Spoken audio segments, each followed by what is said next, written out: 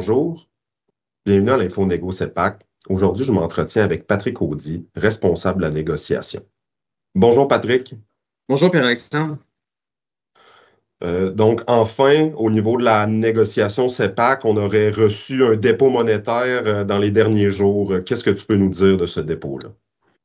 Il y a certainement beaucoup de choses à dire, mais je vais me limiter pas mal à l'essentiel.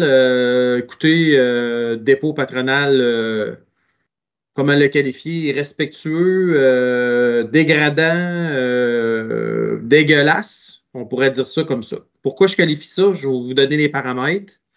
Puis après ça, je vais vous dire autre élément. Donc, l'employeur a déposé un dépôt pour 5 années. Donc, première année de convention collective l'année dernière, donc 1er janvier 2024. Donc, il a déposé 2,3 % d'augmentation de salaire. Donc, pas de mouvement rétroactif, donc rien qui sera corrigé. Et la rémunération temporaire que vous avez eue va rester comme ça. Il n'y aura pas de récupération, même si le 2,3 % ne correspond pas aux 2,50 $ que vous avez eu l'été dernier. Vous avez eu des primes pour ceux qui ont travaillé l'hiver, mais disons que la rémunération additionnelle temporaire va rester comme qu'elle est là. Cette année, 2,1 % d'augmentation de salaire qui a déposé et intégration dans la nouvelle échelle de la classification au 1er avril cette année et fin de la rémunération additionnelle temporaire. Sur la classif, qu'est-ce qu'on peut dire? Selon l'employeur, parce qu'on n'a pas eu tous les détails des règles d'intégration, donc on n'est pas capable de dire, Pierre-Alexandre Caron, il est tel corps d'emploi, il s'en va où, puis c'est quoi son gain salarial? On n'a pas les fins détails, mais selon l'employeur, de ce qu'il nous dit, une personne sur deux devrait faire un gain, au moins un gain là, de rangement, là, donc quelques pourcentages de plus. Les 3 dernières années de la convention collective, donc l'année prochaine, 2%.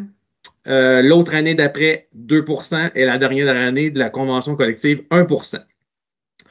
L'employeur, il a le culot de dire en plus que les résultats de la classif, lui, il calcule dans son offre globale, alors que c'est les résultats d'un gain de l'ancienne convention collective. Donc, moi, je l'exclus comme gain salarial cette fois-ci. C'est du vieux gain, c'est du gain de l'autre convention collective.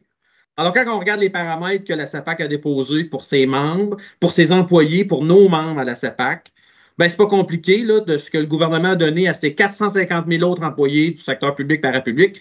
Vous avez une offre, la moitié de ce que le reste du grand secteur public parapublic a obtenu aux côtés. Donc, je pense qu'à la définition dans le dictionnaire de irrespect, je pense qu'on pourrait mettre cette offre-là aussi. Ce serait une belle définition pour bien expliquer le sens de ce mot-là. Bon, je comprends que c'est un dépôt qui est insatisfaisant, fait qu'on va laisser la parole aux membres là, pour la suite des choses. Je sais qu'il y a une tournée en ce moment. Tournée, donc venez nous rencontrer, venez jaser avec nous, on va vous parler de la conjoncture, de qu'est-ce qui s'en vient. Mais si j'ai un message à lancer à tout le monde, préparez-vous, mettez-vous des sous de côté parce que ça ne sera pas facile cette négociation-là. Si l'employeur part avec une offre aussi basse, c'est la mobilisation qui va faire tout changer les choses là, à cette négociation-ci. C'est clair que l'employeur s'en va dans un conflit très dur avec ses employés puis notre syndicat. Bon, merci Patrick, puis on se tient au courant. Merci, ça me fait plaisir. Merci d'avoir écouté l'Info Négo. Si jamais vous avez des questions, n'hésitez pas à nous les poser à l'adresse qui apparaît dans le bas de l'écran.